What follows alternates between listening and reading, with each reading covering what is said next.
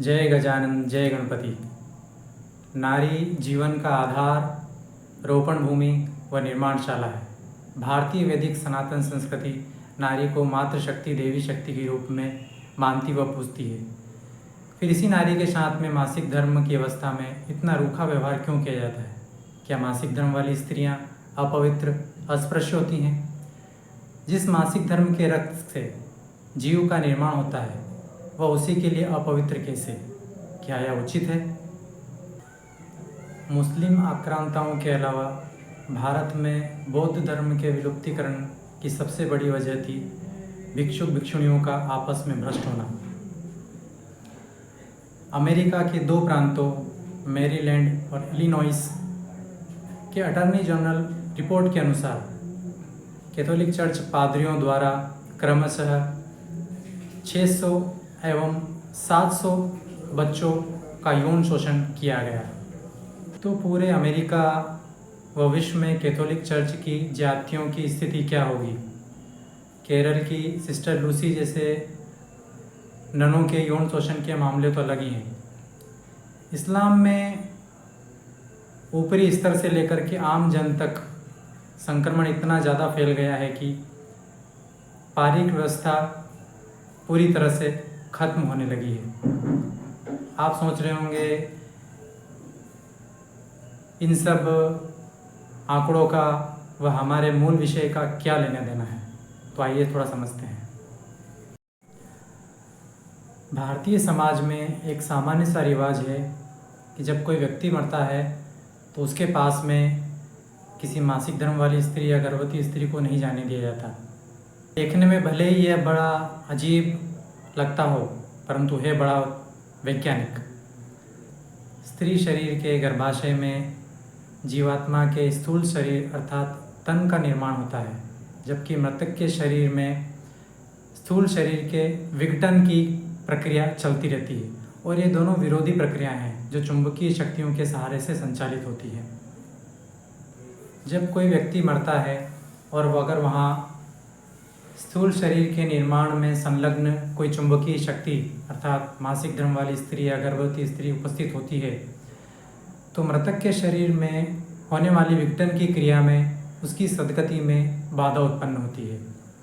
इसके विपरीत मृतक के शरीर में कार्यरत विघटनकारी शक्तियों के प्रभाव से एक्सट्रीम वर्स्ट कंडीशंस में मासिक धर्म वाली स्त्री की प्रजनन क्षमता कम हो सकती है, अथवा तो स्त्री के गर्भाशय में उपस्थित भ्रूण के विकास पर गलत प्रभाव भी पड़ सकता है।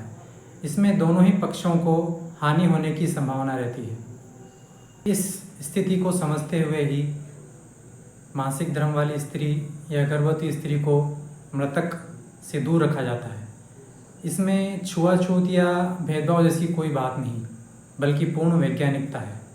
केवल हमारे समझने का दोष ही है।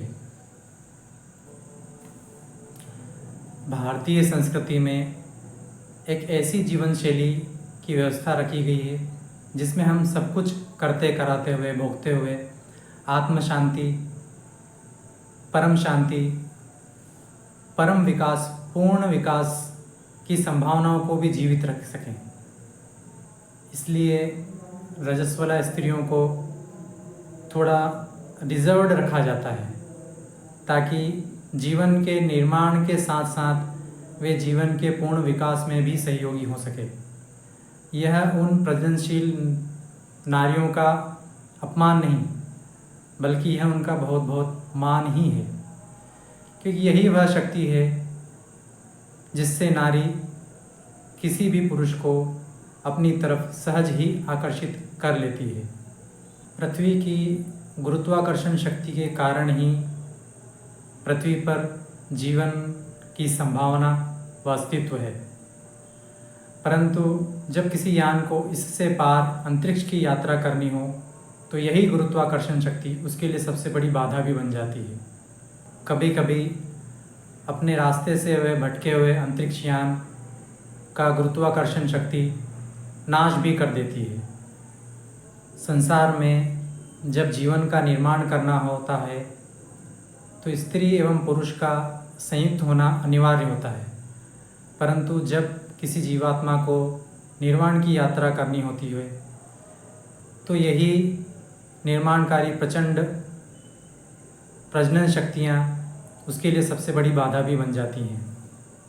यहाँ निर्वाण का अर्थ किताबी या शाब्दिक निर्वाण नहीं है, क्योंकि जन्म या मृत्यु एक वैज्ञानिक प्रक्रिया है तो निर्वाण भी एक वैज्ञानिक प्रक्रिया ही है। निर्वाण की आकांक्षा करने वाले व्यक्ति को जीते जी अपने तन मन व आत्मा के बीच के मजबूत ठोस व जड़ बंधनों को कमज़ोर, ढीला व लचीला बनाना पड़ता है। अगर निर्वाण के पथ पर चलने वाला व्यक्ति इन सावधानियों को न बरते तो न केवल उसका रास्ता लंबा हो जाता है, बल्कि जिस तरह अंतरिक्ष में भटकती हुई एक चट्टान किसी भी गांव, शहर या प्रदेश का विध्वंस कर देती है, उसी प्रकार ऐसे भटके हुए लापरवाह योगी, उपासक समाज के महाविनाशक एवं विशेषकर स्त्री जाति के महाशोषक बन जाते हैं। इसी के उदाहरण के रूप में वीडियो के शुरुआत में आपके सामने कुछ आंकड़े रखे गए। इसी तरह की महाविनाशक संभावनाओं को रोकने के लिए ही भारतीय संस्कृति में रजस्वला स्त्रियों पर थोड़ी मर्यादा रखी गई है, जिसमें उनका ही हित छुपा हुआ है, ना कि उनका अपमान। शमशान सहित कई मंदिरों व आश्रमों में स्त्रियों का प्रवेश मर्यादित या वर्जित होता है। उसके पीछे भी यही कारण होता है कि वहाँ पूर्व काल में किसी ने निर्वाण की यात्रा की है या अभी कर रहे हैं। अगर ऐसे स्थानों में रजस्वला स्त्रियों का आना जाना शुरू हो जाए तो वहाँ के शक्तिशाली निर्वाणकारी वाइब्रेशंस धीरे धीरे कमज़ोर होने लगते हैं, अथवा तो एक्सट्रीम वर्स्ट कंडीशंस में ऐसे स्थानों में प्रवेश करने पर नारी की प्रजनन शक्ति की हानि भी हो सकती है। इसलिए ऐसे स्थानों में उनका प्रवेश वर्जित रखा जाता है, वह भी उनके हित के लिए, ना कि इसलिए कि वे अपवित्र या अस्पृश्य हैं। तो आगे से जब कभी भी मासिक धर्म में आपको परिवार में ही अलग थलग सा या क्वारंटाइन जैसा महसूस हो तो इसे अपना अपमान ना समझें, बल्कि ये आपका बड़े में बड़ा मान ही है एवं आपकी रक्षा के लिए ही है। भारत के ऋषि मुनियों का हृदय भारतीय समाज एवं भारतीय नारियों के लिए हित एवं कल्याण की भावना से किस कदर भरा हुआ है, उसका प्रत्यक्ष उदाहरण है भारतीय संस्कृति की रजस्वला स्त्री की मर्यादा। के लिए इन महापुरुषों का जितना आभार प्रकट किया जाए वह कम ही है। इनका आभार प्रकट करने एवं जाने अनजाने मासिक धर्म की अवस्था में ऋषि मुनियों एवं उनके अनुयायियों की निर्वाण की तपस्या की हानि करने का जो दोष लग जाता है, उसकी निवृत्ति का माध्यम है ऋषि पंचमी का व्रत। जो लोग भारतीय संस्कृति की रजस्वला स्त्री की मर्यादा को नारी उत्पीड़न या दक्यानुसी मानते हैं, वे जरा गैर सनातनी संप्रदायों में प्रचंड प्रजनन शक्तियों के प्रभाव से नारियों व बच्चों के यौन शोषण के मामलों पर एक नज़र डाल लें।